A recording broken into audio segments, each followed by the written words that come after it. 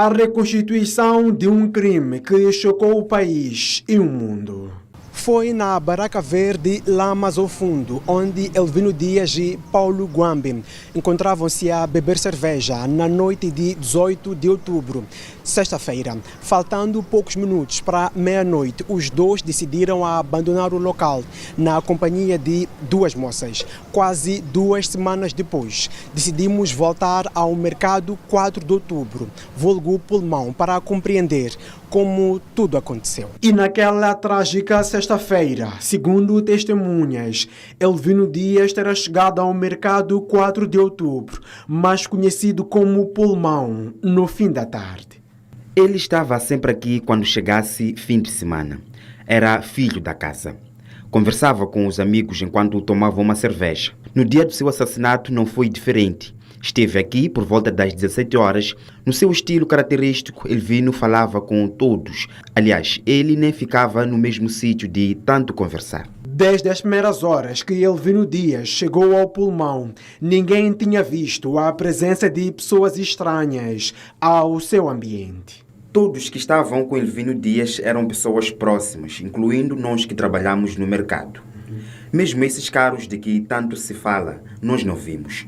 Pelo menos não estacionaram aqui no Pulmão. Só ouvimos falar de tais viaturas depois do assassinato que chocou a todos nós. As nossas fontes desmentem o facto de o advogado ter se envolvido numa briga por questões conjugais. Não é verdade que tenha havido uma discussão. Nem tinham muitas mulheres no seu meio. Naquela noite, Elvino Dias não foi a única vítima. Paulo Guambi também foi assassinado. Na verdade, Paulo Guambi vinha caminhando pela Rua da Resistência por volta das 22 horas, depois de participar de um programa de televisão. Chegado a este local, foi convidado por Elvino Dias a se juntar a si. Entretanto, não foi de imediato que o mandatário nacional do Partido Podemos aceitou o convite. Ele estava a caminhar em direção à Avenida João Quixissano. Parece que os dois, Elvino Dias e Paulo Guambi, não eram muito amigos, mas estavam unidos por uma mesma causa e no mesmo partido. Guambi não aceitou parar quando Elvino o chamou. Depois de dar alguns passos, surge uma outra voz que insistia que ele tinha de se juntar ao grupo e ele aceitou, recuou e juntou-se aos outros. Com os outros, Paulo Guambi só ficou por mais de 1 hora, porque, segundo informações colhidas no terreno, saíram do local faltando poucos minutos para a meia-noite. Por volta das 23h40, eles decidem abandonar o local e voltar para casa. Quando eles se preparavam para sair, aparecem 2 moças que trabalhavam nas barracas do Pulmão a pedir boleia. Eles aceitaram.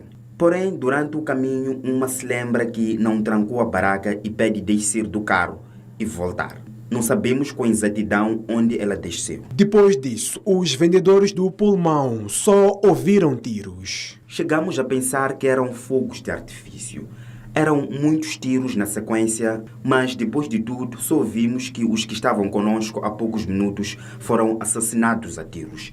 Não sabemos quem foi, só vimos através de vídeos e ouvimos que os assassinos estavam a andar em 2 carros de marca BT-50. Foi triste, até hoje não dá para acreditar. Porque o acesso direto à Avenida Joaquim Chissano está bloqueado por conta das obras. Depois de saírem do Pulmão, Rua da Resistência, Elvino Dias, Paulo Guambi e a moça que pediu boleia seguiram viagem pelas ruas do Monte Tumbini, do Licenciado Coutinho, e foram desaguar na Avenida Vladimir Lenin. Da Vladimir Lenin, fizeram um desvio para a Avenida Joaquim Chissano, onde nos primeiros 200 metros do troço foram regados de tiros. Só a moça que pediu boleia é que saiu viva. Ao longo do percurso que Elvino Dias e Paulo Guambi fizeram, existem câmeras de videovigilância que podem ter captado todo o seu trajeto e dos carros que os seguiam até ao local da execução do crime. Aqui onde os dois foram assassinados, existe apenas uma câmera de videovigilância de uma instituição financeira. nas imediações do Pulmão, onde o assessor jurídico de Venâncio Mondlane e o mandatário nacional do Podemos se encontravam, não há câmaras de videovigilância.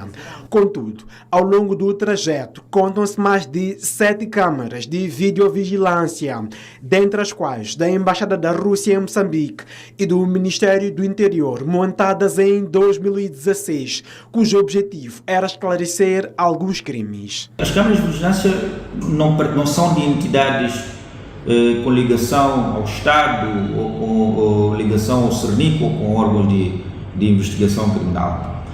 Mas se lá estão entidades privadas, há no âmbito legislativo o dever de colaboração. Ou seja, o que isto quer dizer?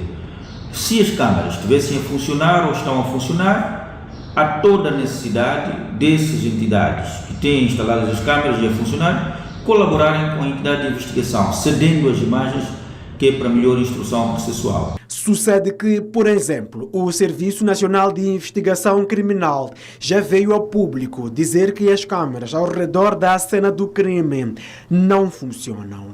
É que o Cernic não é obrigado a dizer que tem as imagens ou que obteve as imagens por essas entidades ou essas instituições privadas. Primeiro, para garantir, por via de algum pedido dessas instituições, para não comprometer a segurança dela mesma, porque pode haver uma espécie de vingança dos outros que não queriam que as imagens fossem difundidas, mas também o Cernic pode dizer que as câmaras não estavam a funcionar enquanto estavam para melhor instrução processual, ou seja, uma espécie de segredo que é para não haver um comprometimento da diligência, um comprometimento da sindicância para obtenção de prova ou para a junção de melhor prova. Sobre a flexibilidade com a qual foram recolhidos todos os vestígios no local do crime, o criminalista Paulo de Souza entende que pode ter a ver com a pronta disponibilidade da equipa. Não se pode concluir imediatamente que a polícia agiu num pressuposto de reflexão de que seja um ato especial. Porventura estivesse a brigada operativa nas redondezas ou na proximidade, ou seja, a equipe preenchida e pronta para reagir. Portanto, isto podia ser um facto que justifica a diferenciação na recolha, ou melhor, na preservação ou recolha dos vestígios em casos ou eventos anteriormente que se possa chamar para comparação. Enquanto isso, o Pulmão, ainda que aos poucos, tenta voltar a respirar com normalidade depois desse assassinato. A reportagem é de Abdul Manissa e Dário Cossa, STV.